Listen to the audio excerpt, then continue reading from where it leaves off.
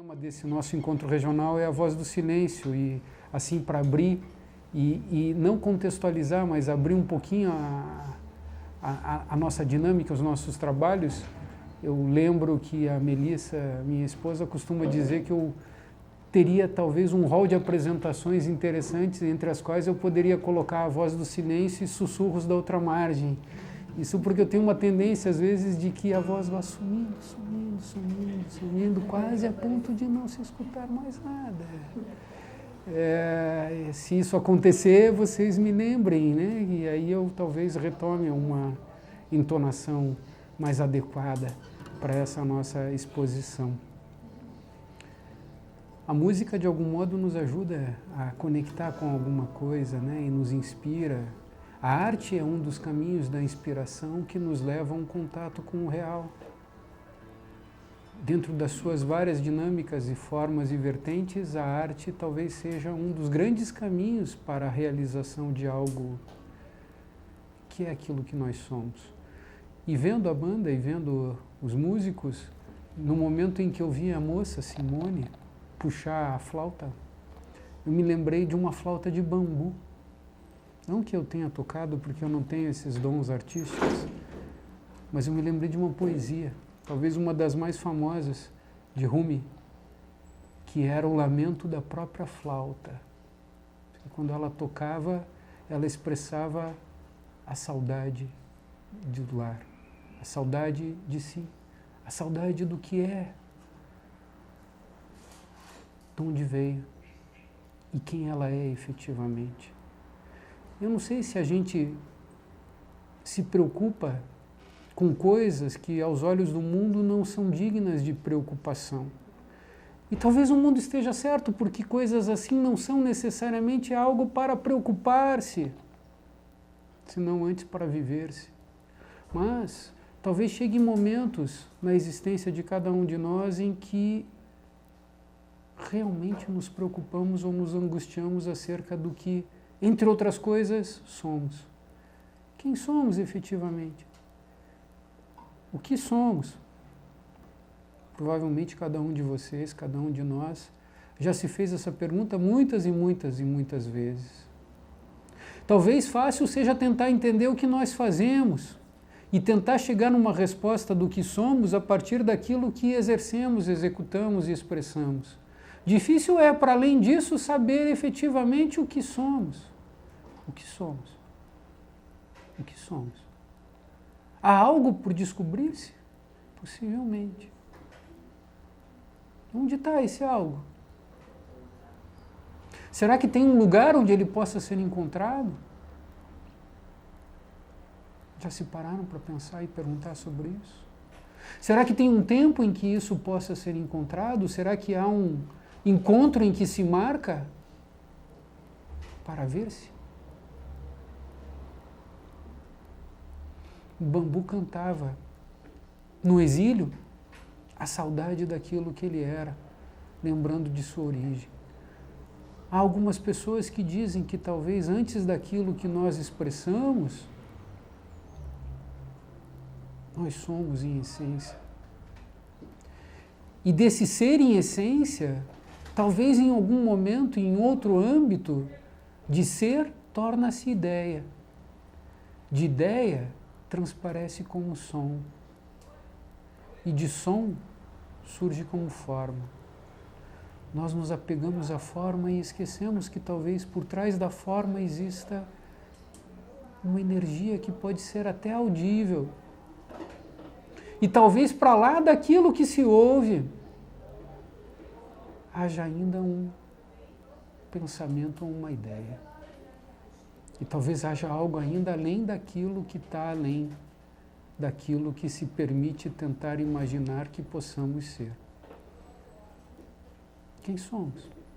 Podemos mudar a pergunta e tentar pensar o que é a vida. Faz sentido pensar sobre a vida? Alguém aqui já pensou sobre a vida? Levanta a mão.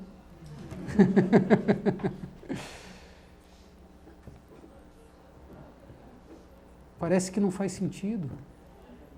Aos olhos do mais das pessoas que no mundo estão, tentar pensar sobre a vida. E se a gente tenta talvez ir nessa vida sem sentido, numa contramão daquilo que talvez faça sentido aos olhos do mundo, talvez a gente se descubra num mesmo dilema, numa mesma dificuldade. O que é a vida? O que é a vida para além daquilo que ela expressa? O que é a vida para além daquilo que nós poderíamos tentar perceber como um efeito orgânico? Há algo que nós possamos chamar de vida além daquilo que nós vemos como o efeito da vida? Otávio, qual é a preocupação acerca da vida? Eu gosto de lembrar que enquanto as pessoas, num período de castelos, de reis, de dragões, de princesas, de cavaleiros, um período talvez medieval, enquanto aqueles que estavam na defesa do reino, combatendo dragões para libertar princesas em torres de castelos, tinha um que fazia as coisas completamente diferentes daquilo que todos os demais faziam. Ele também era um cavaleiro, ele também combatia e ele também estava atrás de algo. Mas ele combatia moinhos de vento. Alguém lembra do Dom Quixote? O louco? O povo olhava ele atrás de Dulcinea, combatendo aqueles moinhos de ventos e dizia, é um louco? Nós temos é que matar os dragões e salvar as princesas, defender a honra do nosso rei e sermos fiéis cumpridores dos nossos destinos sociais, recebendo louros e congratulações pelos trabalhos que nos cabem e que fizemos. Mas estava lá, acompanhado de um fiel escudeiro, Dom Quixote combatendo moinhos de vento atrás de algo que ninguém via. Mas ele dizia, Dulcinea, onde está essa? Louco. Dizem que de si para si, Dom Quixote dizia, louco sí, pero no tonto. Eu sei o que eu estou procurando. Há algo que esses olhos não veem, que estes ouvidos não ouvem, mas que talvez seja merecedor de uma busca que eu empreendo com toda a minha energia. Nós talvez possamos mudar o nome de Dulcinea para Teosofia, que é em si um nome, jamais a coisa não é um nome. Nós estamos dizendo, existe uma essência completamente despida de forma, que num dado momento se transforma numa ideia, que transformando-se em ideia está entre um mundo de forma e não forma, saindo de um algo completamente incompreensível, chegando naquilo que a gente alcança num vislumbre como ideia. De ideia, nós transformamos algo, ou trazemos algo ainda para uma linguagem e botamos eventualmente nome para poder nos relacionar e tentar falar de uma mesma coisa, sabendo do que nós estamos, pelo menos tentando falar. E depois a gente coloca ainda uma vestidura, uma veste, dá uma forma para aquilo. As pessoas pegam os livros das tradições e imaginam a tradição está aqui, esquecendo que aquilo é apenas a vestidura de algo que pôs-se na palavra, que vem de uma ideia e que vem de um nada incompreensível, mas que pode ser compreendido por aquele que busca a compreensão, como Dom Quixote tentava ir atrás da teosofia. Aos olhos do mundo, uma ilogicidade. Tentar entender o que é esta sabedoria. Tentar entender o que é a vida. Já se perguntaram, meus irmãos, o que é a vida? Dizem que nessa sociedade a Sociedade Teosófica, fundada em 1875, encontram-se buscadores da verdade, tentando com ela conjugar seu ser. Conjugar o ser com o ser. Conjugar o ser do tempo a partir do princípio atemporal que nele está com o ser atemporal. Buscando compreender o que é essa verdade atemporal. Buscando compreender, se nós nos permitirmos usar palavras que tentam reportar a uma mesma coisa, uma mesma ideia, o que é a vida, o que é o amor, o que é a sabedoria, o que é Deus, o que é o humano, o que sou eu. Esta é uma sociedade que convida os seus membros a tentar descobrirem quem são, para além do que fazem. Tentar descobrir em essência o que é, que sempre foi e que possivelmente continuará sendo dentro de cada um de nós, sem nunca ter deixado de ser, mesmo enquanto dormente permanece, enquanto um outro, não outro ser, mas uma outra parte de nós adona-se imaginando que é. Essa sociedade fundada em 1875 nasce sob pilares e balizas bastante interessantes. O primeiro declarado,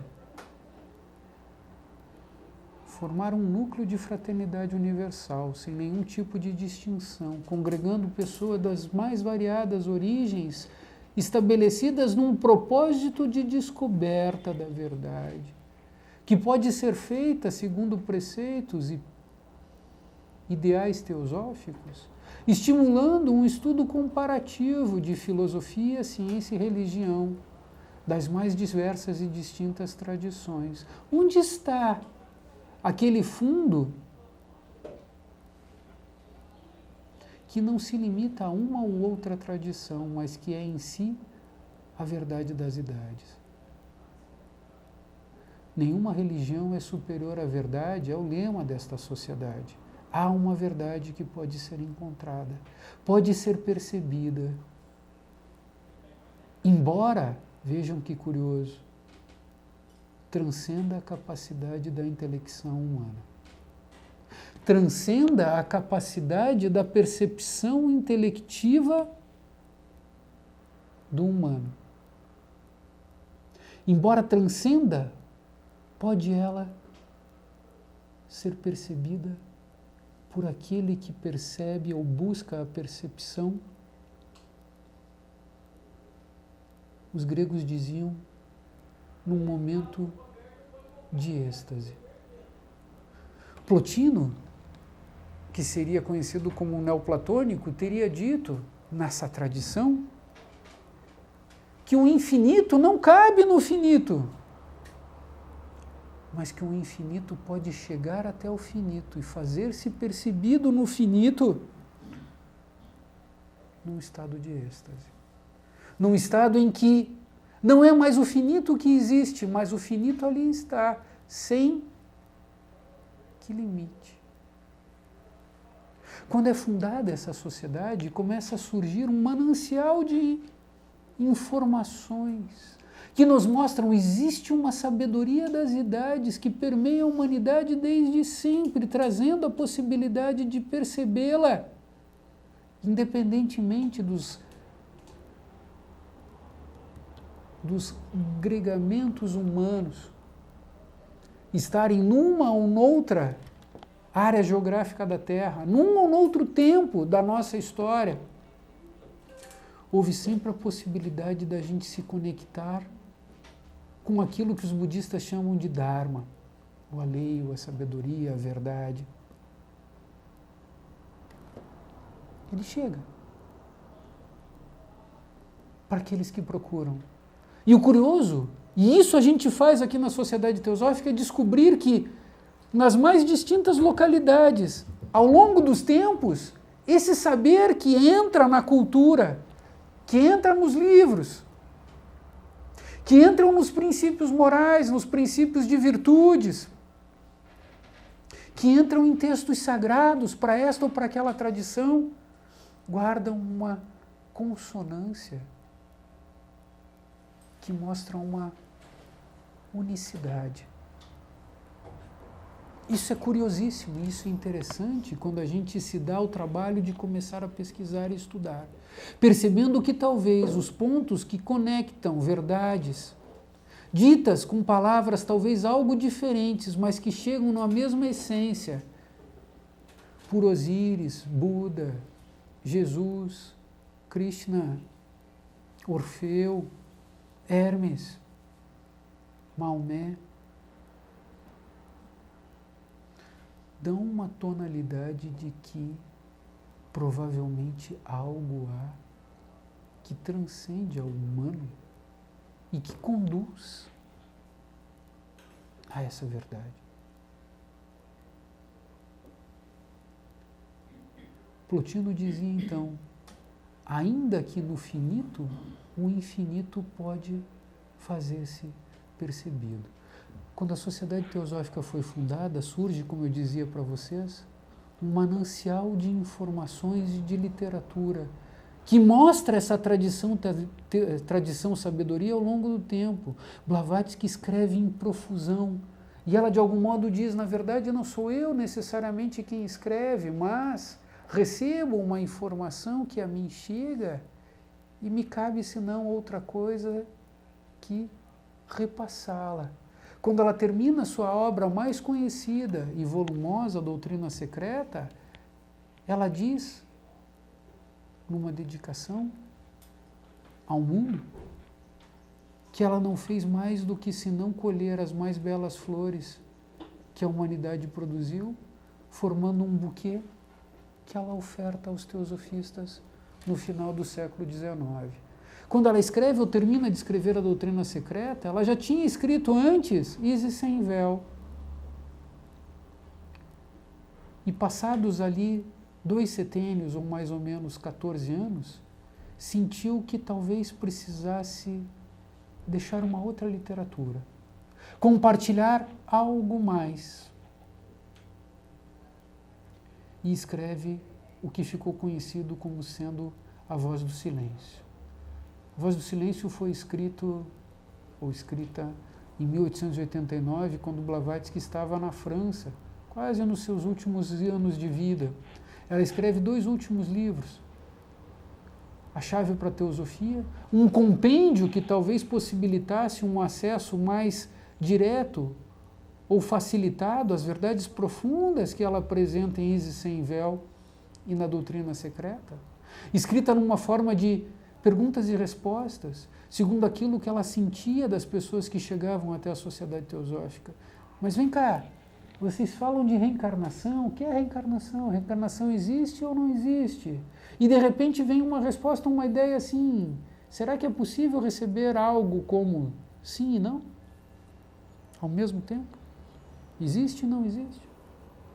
Ela vai, de algum modo, compendiar e responder algo mais diretamente, questões gerais que começam a surgir nas pessoas que se aproximam da Sociedade Teosófica, a chave para a teosofia. Mas, sobretudo, ela sente a necessidade de deixar ao mundo um livro que nós poderíamos dizer é, ao mesmo tempo, teórico, vivencial. A Voz do Silêncio. Talvez a gente precise, nesse primeiro momento, fazer uma contextualização da própria obra e uma apresentação dela que surge em 3 fragmentos, diríamos assim. A Voz do Silêncio, que em português vem apresentado e traduzido por Fernando Pessoa, é formado por 3 grandes partes, ou 3 grandes fragmentos. O primeiro deles, chamado A Voz do Silêncio,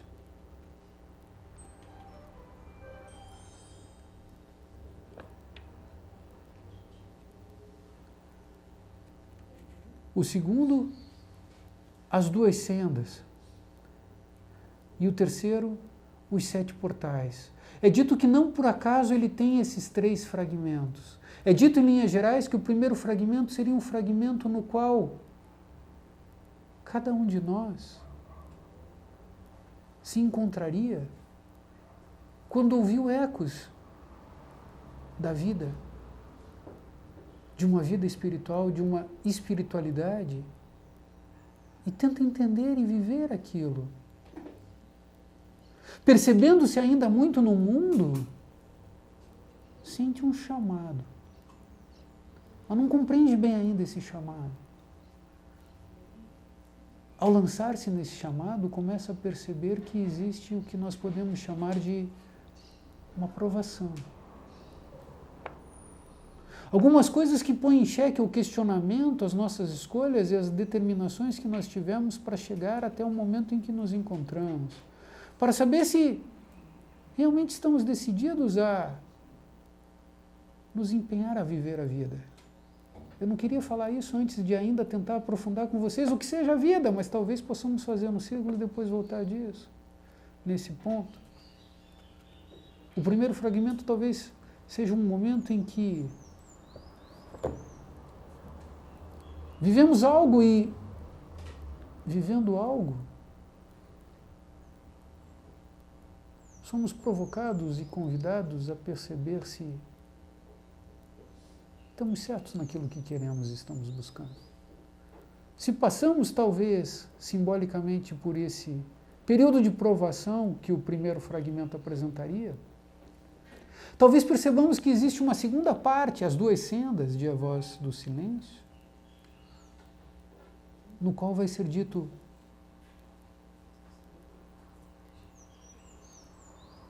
entre o mundo temporal e a realidade atemporal,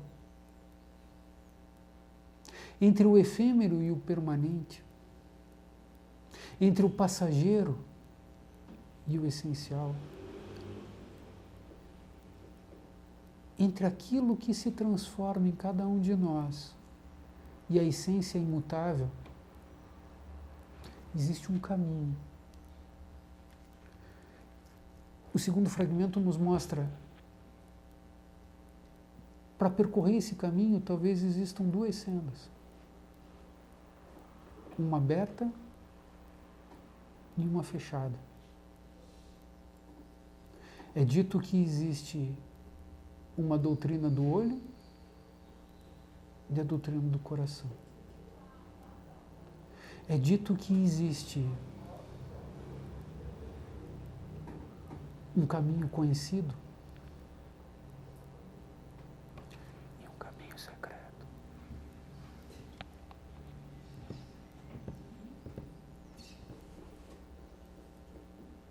Dharma é a lei, na tradição budista. Blavatsky, ao escrever A Voz do Silêncio, diz que tem um Dharma secreto. Tem um caminho aberto às multidões. E tem um caminho que pode ser seguido por algumas pessoas. E que talvez passe a ser seguido quando ele é encontrado ou descoberto. Essa é a segunda parte da Voz do Silêncio, conhecido como as 2 sendas. Existe uma terceira parte na Voz do Silêncio. Quando a escolha é feita, em que aquele que fez a escolha descobre que para atravessar e chegar naquilo que seria a porta da realização,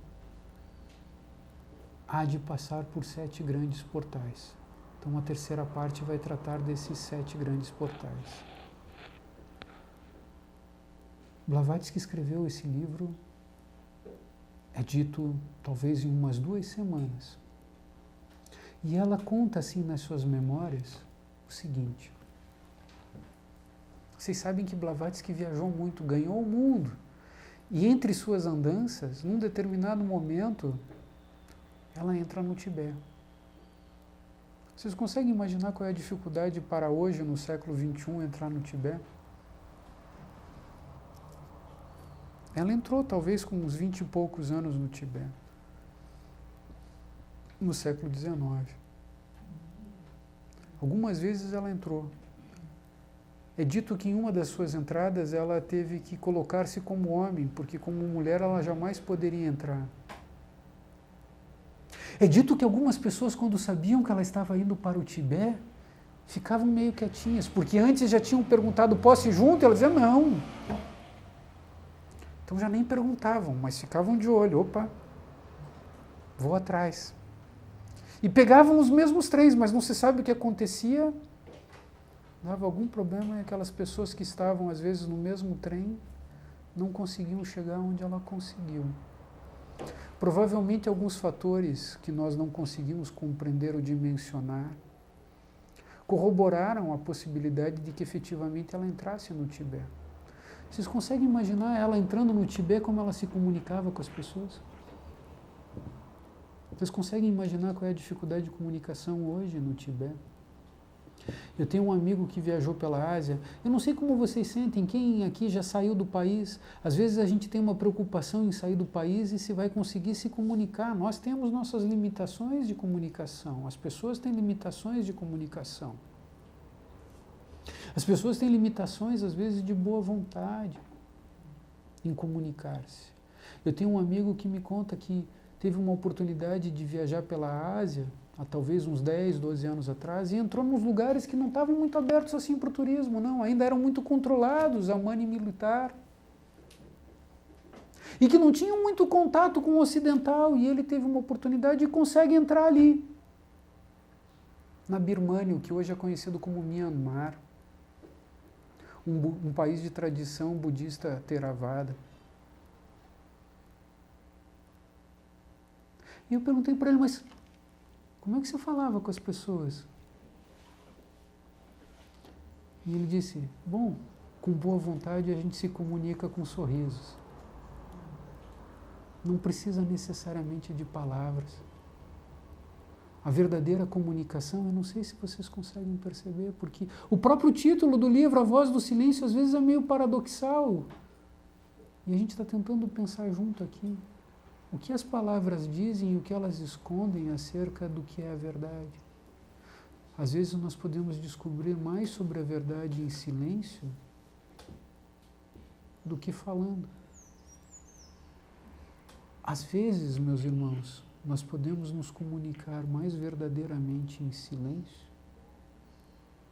do que com palavras.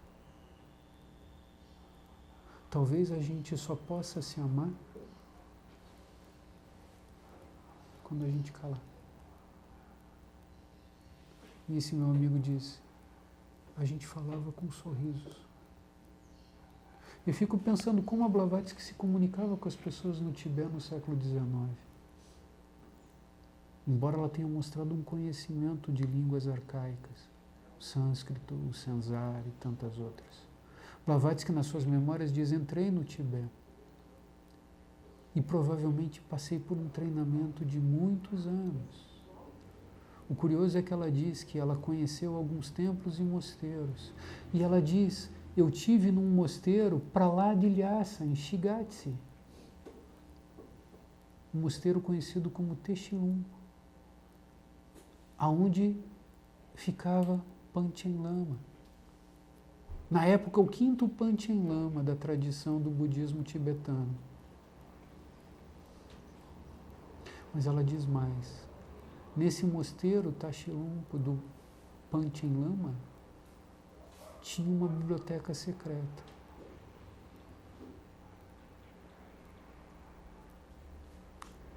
E eu comecei a me corresponder com o lama diretor da biblioteca secreta. E o lama diretor da biblioteca secreta me passou alguns textos da tradição Mahayana, o budismo do norte. E esses textos, conhecidos como o livro dos preceitos de ouro, ela diz, Dali foram retiradas as instâncias de Dzyan, que são a essência da doutrina secreta. E ali nós tínhamos muitos tratados de sabedoria, prática vivencial, que estão muito, muito, muito distantes do que a humanidade hoje conseguiria conceber como um preceito ético que possa ser traduzido no seu viver. Desses, talvez 90 tratados, eu sei de cor 39. Nós recitávamos e aprendíamos. Nós percebíamos a lógica, incorporávamos. Estabelecíamos no nosso viver. Desses 39, no fim da vida, Blavatsky diz: vou pegar 3, que talvez possam ser compreendidos pela humanidade no nosso tempo. E esses 3 que eu pego, eu dedico aos poucos verdadeiros místicos que existem na sociedade teosófica. Aprendei. Vivei.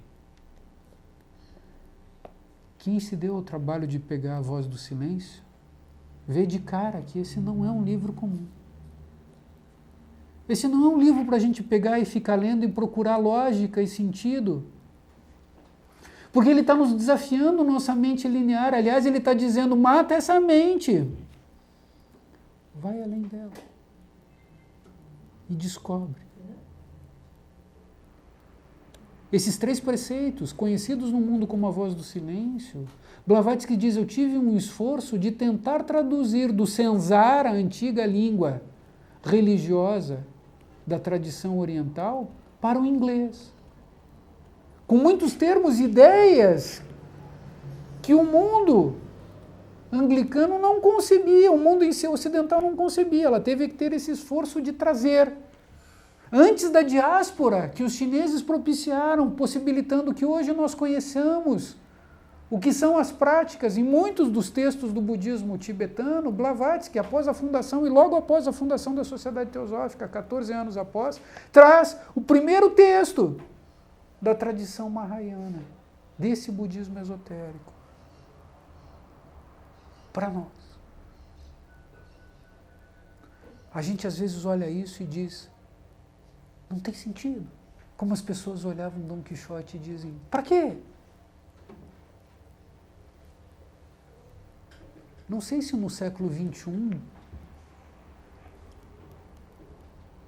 a gente possa achar no lugar comum que algo faz sentido. Talvez hoje a gente assimile mais um pouco dessas ideias gerais que vieram desse orientalismo. Mas as dificuldades são as mesmas ou quiçá maiores.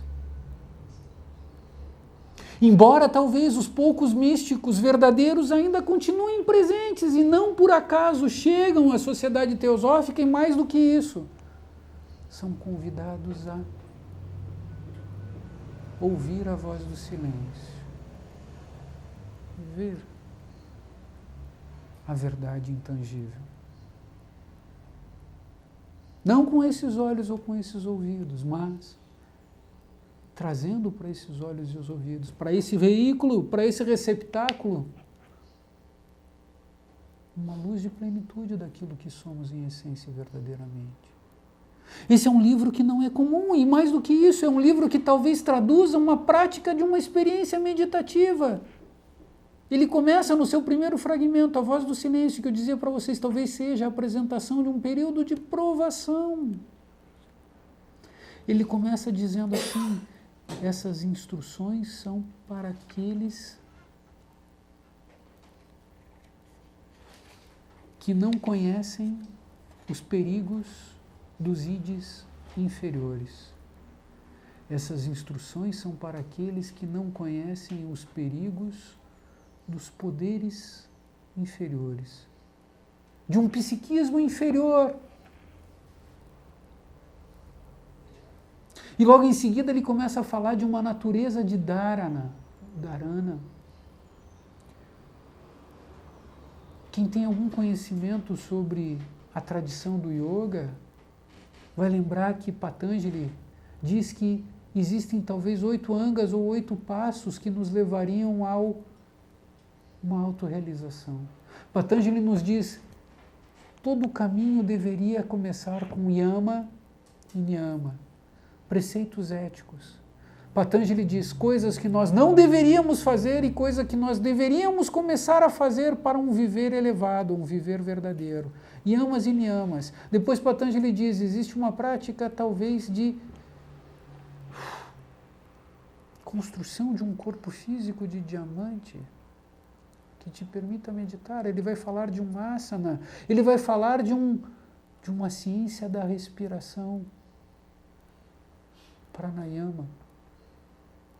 Respiração liga o mundo visível e o mundo invisível. A respiração nos faz ganhar tudo que o mundo nos dá.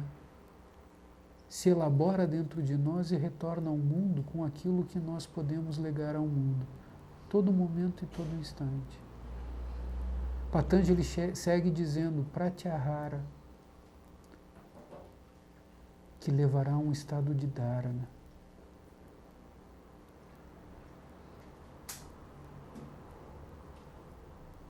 Pratyahara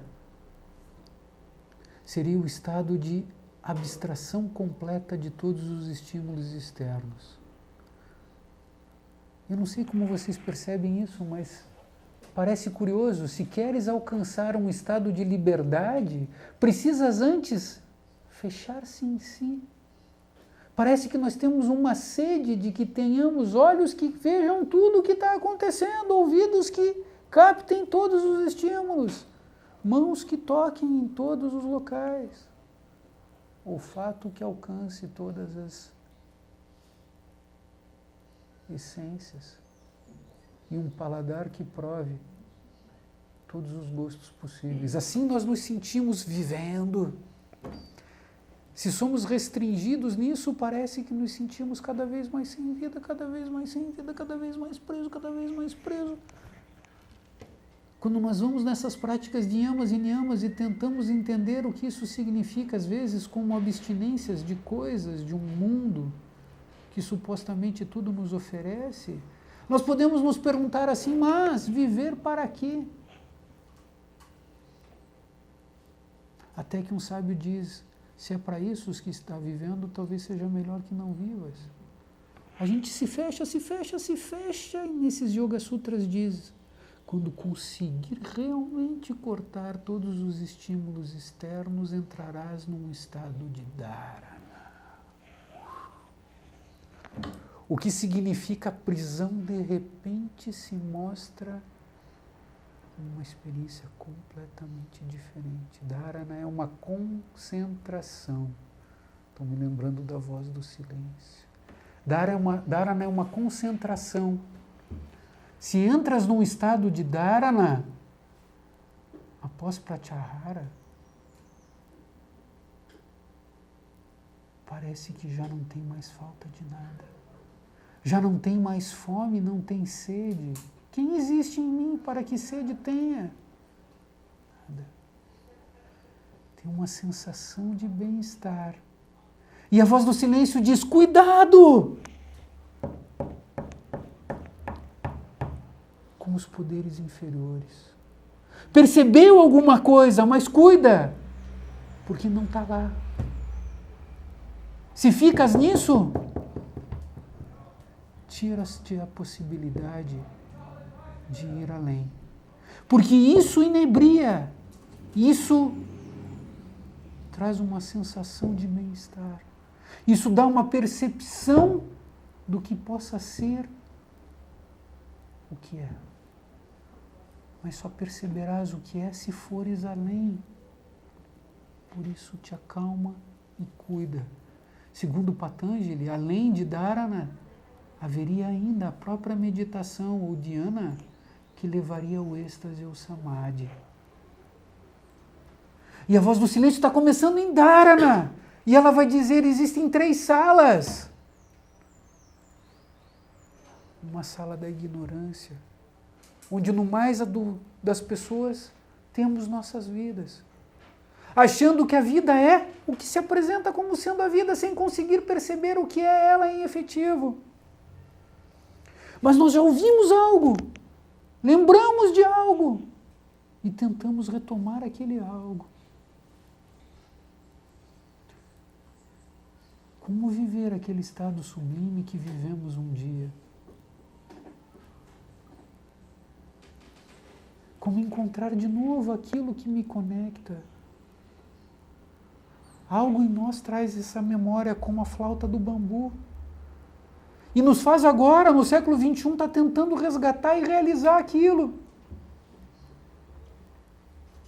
Talvez a gente saia dessa sala de ignorância onde temos muito das nossas vidas. Talvez a gente saia daquilo que seria, entre aspas, o mundo dos trouxas, segundo dizia o Harry Potter. E entre numa escola. O Blavatsky vai dizer, existe, ou a Voz do Silêncio vai dizer, existe uma sala da aprendizagem. E aí a gente entra na sala para aprender e a gente sabe, olha, as pessoas estão vivendo lá fora, mas lá fora não está a vida. A vida é mais do que nós podemos perceber. A vida é mais do que nós podemos sentir.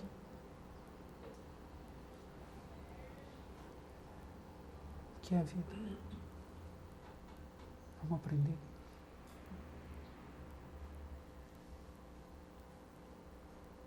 Você tem um cuidado muito grande quando entra nesta fase, em que a gente acha que sabe. Tem uma máxima ocultista que diz que nós temos que ter cuidado se não temos a sabedoria. E mais cuidado ainda nós devemos ter se nós tocamos um algo da sabedoria, continuando humildes, sabendo que talvez nada saibamos. E que talvez no máximo assim tenhamos ouvido.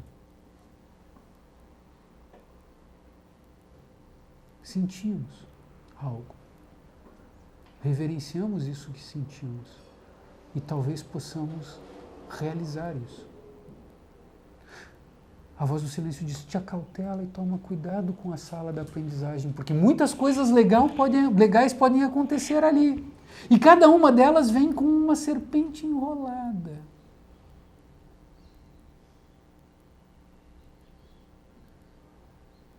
Somos forjadores do nosso destino. E embora forjadores do nosso destino, aceitamos os grilhões e as prisões sem nem perceber que aprisionados estamos. De repente, nos percebendo aprisionados, começamos a almejar uma libertação sem saber que estamos de novo nos engaiolando em gaiolas de ouro. Dizem que o problema não é ter ou não ter o que nós almejamos. O problema é dar conta de tudo aquilo que nós almejamos. Tornarmos-nos responsáveis por tudo aquilo que atraímos para nós. O grande segredo não é que nós podemos ter tudo. Talvez maior do que o segredo de que tudo nós podemos ter é a responsabilidade associada com precisamos cuidar de tudo aquilo que nós atraímos para nós. E não relegar ou repugnar o que chegou, senão antes reverenciar e agradecer,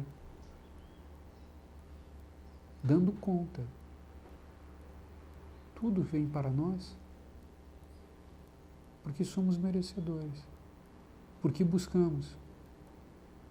E são elementos necessários a nos levar a uma libertação. Dizem que tem uma terceira sala, a Voz do Silêncio fala.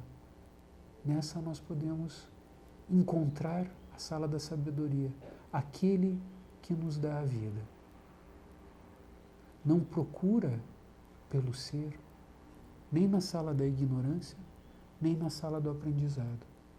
Procura pelo ser na sala da sabedoria. A Voz do Silêncio diz, algo incriado em ti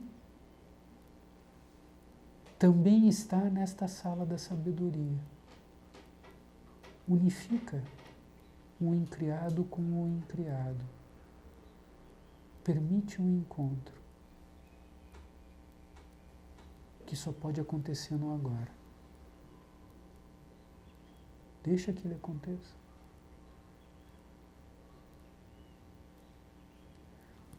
A descrição do estado meditativo no início da Voz do Silêncio, nos diz que se nós conseguimos acalmar tudo, se nós conseguimos acalmar nossas vibrações físicas, se nós conseguimos acalmar nossas vibrações emocionais, se nós conseguimos acalmar nossas vibrações mentais, nós não vamos cessar os pensamentos. A gente pode se perguntar assim, meditar é parar de pensar? E pode tentar lembrar que o papel do mar é produzir ondas, como o papel do corpo mental é produzir pensamentos. Ele vai continuar produzindo pensamentos e pensamentos e pensamentos. Se tu te sentas para meditar, não deve sentar, primeiro, com nenhum tipo de propósito ou expectativa. Podes te sentar apenas como um espectador. Um espectador que se permite observar, sem julgar, por mais difícil que isso seja na continuidade da tua prática meditativa, o aflorar das emoções e dos pensamentos. Deixa que venham e perceba como elas vão, como elas se desfazem como bolhas de sabão.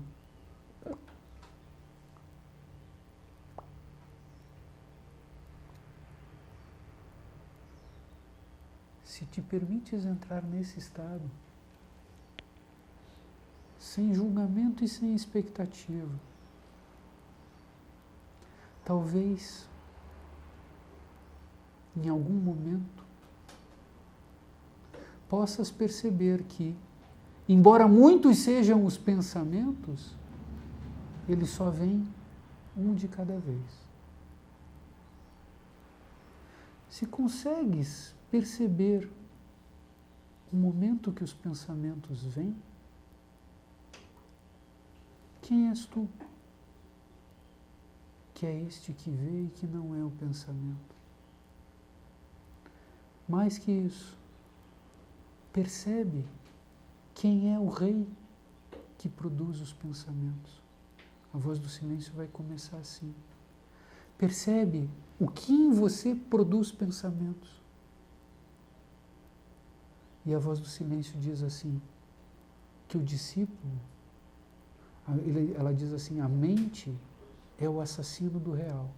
Esses pensamentos estão colorindo a realidade. A realidade é o que é. Nossos pontos de vista, a partir dos nossos preconceitos e nossas idiosincrasias, colorem os estímulos externos e produzem pensamentos. E os pensamentos são sequenciados. Dizem que o problema não é o pensamento em si, o problema é o que o pensamento descarrilha, agregando o segundo, o terceiro, o quarto, o quinto, o sexto e um cenário. Então, se tu te sentas para meditar, e lembra que hoje, apesar de quinta-feira feriado, começo de mês, dia 2, no dia 5, que é domingo, será a véspera de uma conta que vai vencer no dia 6, você pode continuar meditando, se simplesmente percebe isso, mas talvez você saia de um estado meditativo se a partir desse pensamento você pensar, mas quanto que eu tenho na minha conta? Não vai dar para fechar aquilo, o que será que eu vou fazer? Vou pagar tudo ou vou pagar uma parte? Não vou poder pagar nem tudo nem pagar uma parte, então eu não vou pagar e aquilo vai gerar um juros. Como vai gerar um juros, eu não vou ter dinheiro para comprar o presente para minha filha no Natal. Minha filha vai chorar, minha mulher vai brigar comigo, eles vão dizer que eu não presto, eu sou a pior pessoa do mundo. E você vai criando um quadro depois do outro, depois do outro, depois do outro. O que existe disso tudo? A mente é assassina do real. Corta isso. E entra no real. Fica com a energia. Deixa a energia se dissipar. Aquele que dá a vida vem com uma voz sem som. E quando ele vem com uma voz sem som, ele diz talvez que você possa entender o que é a vida. Essa talvez seja uma das partes mais bonitas da primeira parte da Voz do Silêncio. Eu comecei perguntando para vocês o que é a vida. Além de um estímulo orgânico, além do que nós fazemos nos nossos papéis sociais, familiares, afetivos, ou sejam lá quais forem, profissionais, que é a vida em si, que é a vida. Qual é o sentido da vida? Há sentido em pensar no sentido da vida? Dizem que talvez mais importante do que pensar sobre a vida seja viver. Talvez por muito tempo nós tenhamos só vivido. E vivido às cegas. Vivido como errantes. Eu gosto de lembrar dos portugueses que nos seus fados nos diziam que navegar é preciso, mas viver não é preciso. Na imprecisão da vida, vivemos às cegas como seres errantes. E assim vamos vivendo, vivendo e vivendo, vivendo para nós, ou segundo o que dizem os sábios e a voz do silêncio quando a nós chega, vivendo para a ilusão e para o sofrimento. Toda vida vivida para si é vivida para o sofrimento. A única vida digna de ser vivida é a vida que se vive para servir a todos os seres, e isso também é da voz do silêncio. Viver para servir todos os seres é o primeiro passo. Praticar as nobres virtudes, o segundo. Aquele que nos dá a vida talvez diga: queres saber sobre a vida? Queres saber sobre a vida?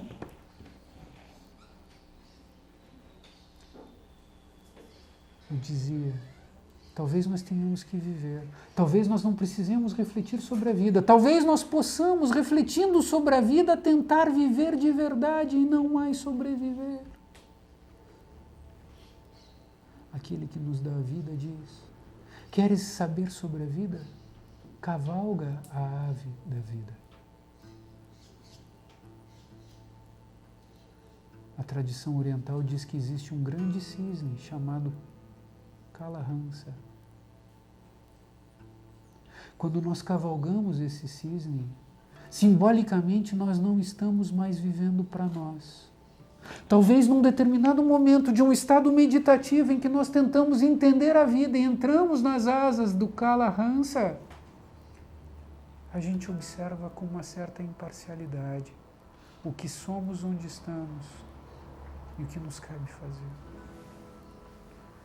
Eu gosto de imaginar que um processo meditativo se faz em algumas etapas e, na verdade, ele é um conjunto único, indissociável, mas que pode ser visto ou refletido numa partilha como estágios.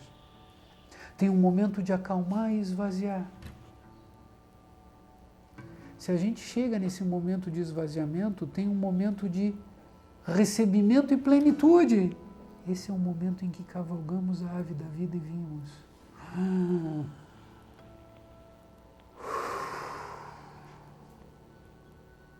Talvez a gente perceba que existe uma parte da sinfonia que a gente tem que entrar ali e cantar. Aqui no nosso momento. A continuidade da meditação é: você retoma e vai para a vida. Vai cantar a tua estrofe. Só que na voz do silêncio é dito assim: queres conhecer a vida? Cavalga a ave da vida se queres ver. E depois ele diz assim: abandona a tua vida se queres viver. Porque se você vai cantar a tua estrofe, não é você. Aquela estrofe só vai ser cantada se você conseguir trazer esse impessoal. E trazer o impessoal significa viver sem ter a expectativa de ter uma retribuição por aquilo que você fez. Simplesmente fez. E doou. Naquele momento, naquele instante. Que não está no tempo. É o eterno. Aqui. Nas coisas mais simples que nós fazemos no nosso dia a dia, a gente pode viver. Quando esse impessoal que está em nós é o condutor da nossa vida. A vida é vivida. Vive. Abandona a tua vida se queres viver. A voz do silêncio vai seguindo assim. De algum modo ela diz: talvez conheças um pouco da dor e do sofrimento. Um sábio talvez diga, e um grande sábio disse isso e apresentou ao mundo como a primeira nobre verdade, a verdade do sofrimento, de uma incompatibilidade entre o que nós temos como alegria e aquilo que nós usufruímos. Mesmo nos momentos em que nós achamos que somos felizes, tem algo que não encaixa, porque poderia ser um pouquinho melhor. Ou ainda que fosse tão bem quanto nós imaginávamos, algo em nós fica batendo, dizendo, vai acabar, vai acabar, vai acabar. Aí a gente sofre. Dizem que tem algo que está além da alegria e do sofrimento. E talvez um sábio, vendo esse sofrimento que está aqui nesse plano, é o sofrimento desse plano. Ele não é real, ele é e não é. Ele é real no tempo e no espaço, mas há algo para além disso que na verdade dá um sentido todo maior e que nos convida a viver. Nesse período de provação do primeiro fragmento, em que nós não somos mais temerosos, que venham sofrimentos, e sofrimentos há. O que há em mim para sofrer? O que há em mim que pode ser perdido? Que se perca, que vá.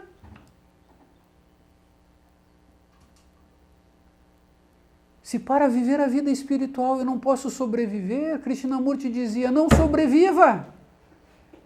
Se para perceber a vida eu preciso passar eventualmente por uma paralisia, que paralise teu corpo inteiro. Vai. Vive.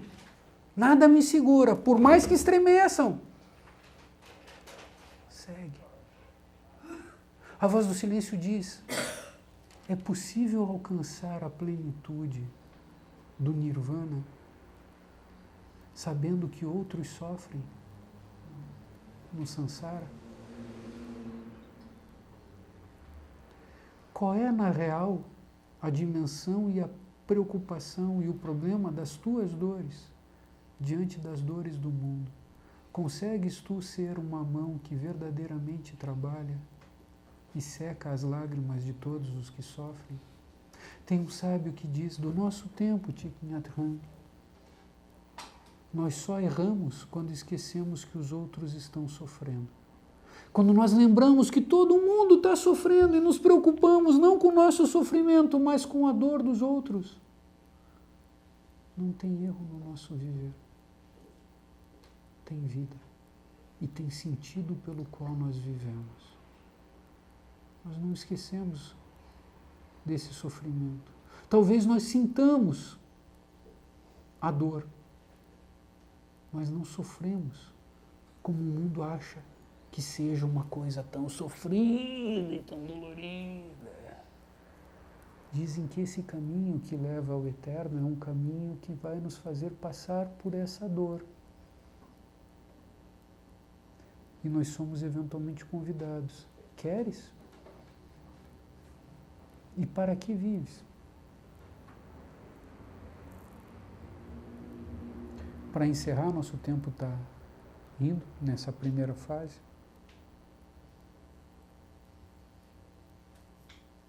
A voz do silêncio, segundo Blavatsky, que a recebe nessa biblioteca secreta, apresentaria talvez a essência da essência do ensinamento Mahayana.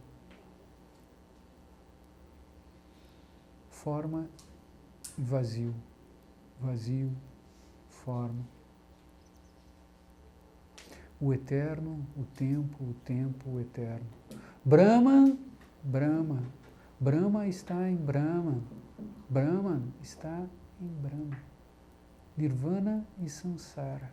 O caminho do Bodhisattva, o caminho da realização, o caminho da libertação não é um caminho para aquele que, sabendo que existe a vida eterna, almeja a vida externa para si como fuga de um mundo de sofrimento. Ao contrário, o Dharma secreto que levaria o yogi do círculo do tempo, Kala Chakra, é o Dharma daquele que convida, alcança a realização para auxiliar todos os seres que sofrem no tempo. por amor a todos os seres, eu posso, ou algo em mim pode, alcançar uma realização. E o alcance dessa realização, segundo a tradição budista, seria para tomar uma veste chamada Nirmanakaya, ou seja, aquele que, embora liberto, permanece ajudando todos os seres a realizarem a sua natureza divina e serem livres. O voto do Bodhisattva, que se apresenta na voz do silêncio, é o voto de uma renúncia da vida para si. Uma renúncia pessoal em todas as instâncias, em todos os planos, em todos os níveis. Eu posso renunciar a tudo. Eu posso renunciar inclusive ao Nirvana. Eu posso renunciar ao reino dos céus. Eu posso renunciar à vida eterna.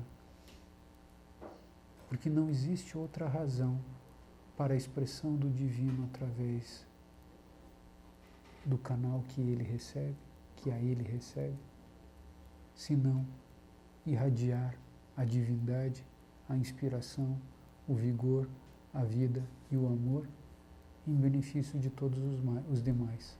Enquanto houver os que sofrem,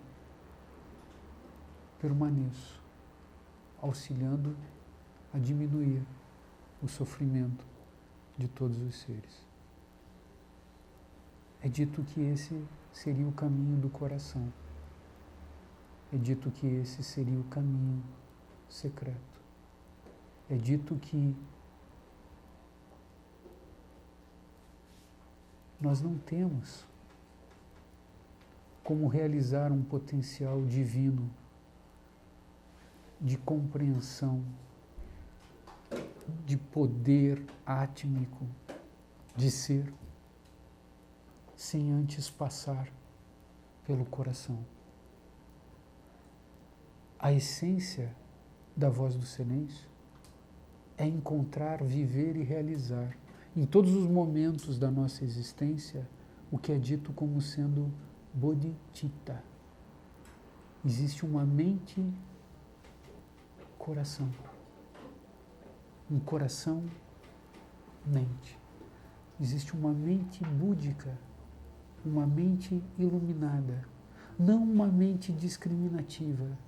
Quando a voz do silêncio diz que o assassino mate, que o discípulo mate o assassino, a mente assassina do real, ela não está falando desta mente iluminada. Ela está nos dizendo, ilumina essa mente, encontra o coração-mente. Existe uma grande mente, um grande coração. A partir do nosso coração,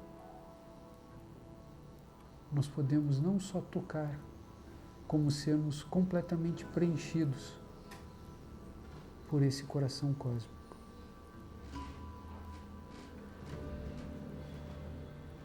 Encerrando,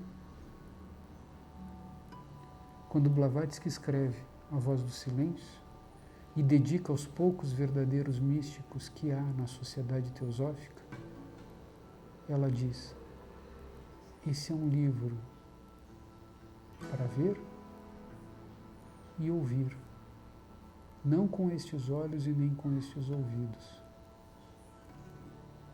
mas será visto e ouvido quando a gente se propuser a viver de verdade no dia a dia das nossas existências. Não para nós, mas percebendo a dimensão do atemporal no tempo das nossas vidas. Obrigado.